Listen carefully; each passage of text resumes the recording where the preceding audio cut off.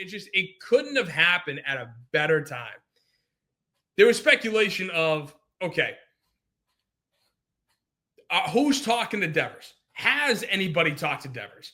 Are we moving Rafael Devers to first? That is the logical choice. But, and so when Alex Cora was presented with that question, he's like, no, I'm not even going to talk to him about it. It was basically adamant about it. Like, it's not happening. And Rafael Devers was kind of quiet up until post-game today, where Rafael Devers' quotes after tonight's game, or this afternoon's game, were just spot on. Like, chef's kiss. Honestly, it was great. Because in this article by Christopher Smith on Mass Live, manager Alex Cora has said in recent days the Red Sox do not plan to have a conversation with DH Rafael Devers about potentially moving to first base. Come to find out, a conversation was already had. That's quote unquote right from the story. I mean, how could you not love that? Really? You already have the conversation? Oh, please, Rafi, tell me how it went, right? Did it go well? Did it go bad? Who made the first move? Was it you? Was it them? Come on, please, let me know. Oh, and he does. So Rafael Devers said, quote, after the game, after this afternoon's game, quote, they had the conversation with me. I don't think, for me personally, it's the best decision after they asked me to play a different position, and I only have 2 months of playing this position. To all of a sudden have me try to play another position from my end, it doesn't seem like a good decision. Oh, boy. We got some fire brewing. We got some fire. Oh, I love it. It's such a good, juicy story. So basically what it sounds like is Craig Breslow went to Devers and said, hey, we want you to play first base now. And Devers, not for nothing, I'll get to his attitude in a minute, but he's being a stick in the mud. He's being like, he's putting up a face. He's pouting. He's like, no, I'm not going to. I'm a child. I don't want to. It doesn't matter. He's 28 years old. He's a 28-year-old child, but regardless, gotta love the story. So then Devers goes on to say, I know I'm a ball player, but at the same time, they can't expect me to play every single position out there. In spring, they talked to me, basically told me to put my glove away, that I wasn't going to play any other position but DH. So right now, I just feel like it's not an appropriate decision by them to ask me to play another position.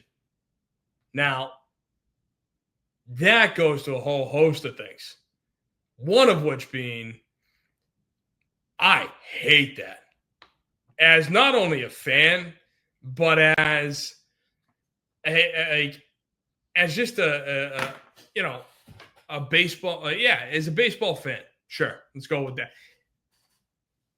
How can you not want to play? You bitched and whined and complained all of spring training that you were getting taken away from third base to play DH, which isn't even a position. You're just basically hitting. That's it. Your job is to come in and hit. You're not playing a position. You're just hitting. That's it. But the best part of this has to be when Rafael Devers said, quote, and all this is through a translator, but how can you, here it is. Quote, they told me that they didn't want to allow me to play any other position. And now I think they should do their job essentially and hit the market and look for another player to play first base.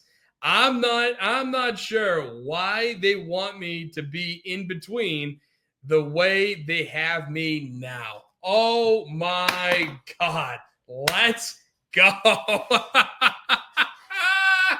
Oh, that's just perfect. Perfect, right? I mean, talk about just sticking it to Craig Breslow and the Red Sox front office. And it actually makes sense as to why Cora was like, nope, we're not having this conversation. Nope, not doing it. Don't even want to entertain the idea of Devers playing first base. Why? Because he knows Devers. He's been in the locker room with him basically for the last 6 years. And he knows what happened every day in spring training. You think that, Devers didn't come to him complaining, saying that the front office screwed me, this, that, and the other. And, I wouldn't put it past him. I wouldn't put it past him. And now, when that question presented itself, Cora's like, Craig, you do the dirty work. I'm not getting involved in this. I know this is how this is going to turn out. And, dude, that's on you, kid. That's not on me. That's on you. So, and this is the result. This is the result. Cora's kind of shaking his head going, saw this, called it. I'm not the bad guy here. Craig, you are. So, that just could not have been any better. For a player to be that honest in this type of situation, in this day and age, perfection. Perfection.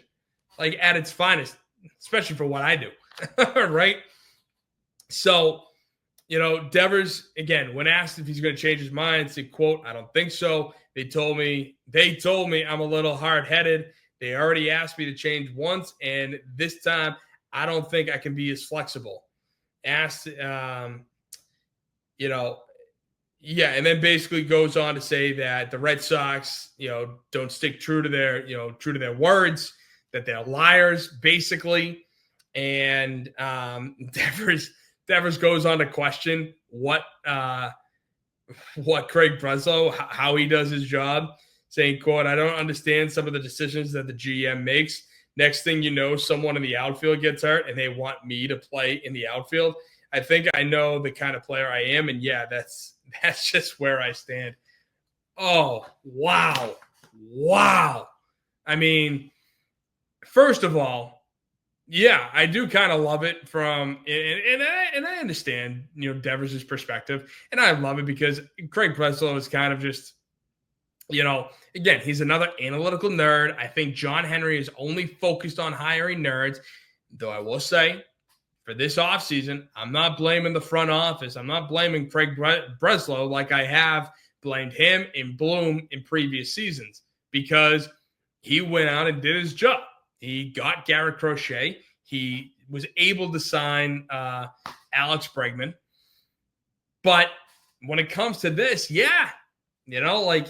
I don't disagree. There are some times where you're sitting there going, Craig, what are you doing? This is crazy. And to have him, and I do understand Craig's perspective too. You have to ask Devers to play first. But then for Devers to take it as all these slights, it's unbelievable to me. It really is. Because Devers has a long-term contract. He's set. He's good. This isn't a contract year for him where he wants to get his maximum value, at the end of the season. No, this is a whole different ball game. And that's why because he's set, he's fine, he's good. So that's why I look at this and I'm annoyed at him. I'm annoyed at him because you should be wanting to get back out in the field. You should want to be a team player, Rafi. It's not hard. I mean, we can all look back on the Moneyball movie where you had Ron Washington go to Scott Hatterberg's house and be like, it's incredibly difficult to go from catcher to first base.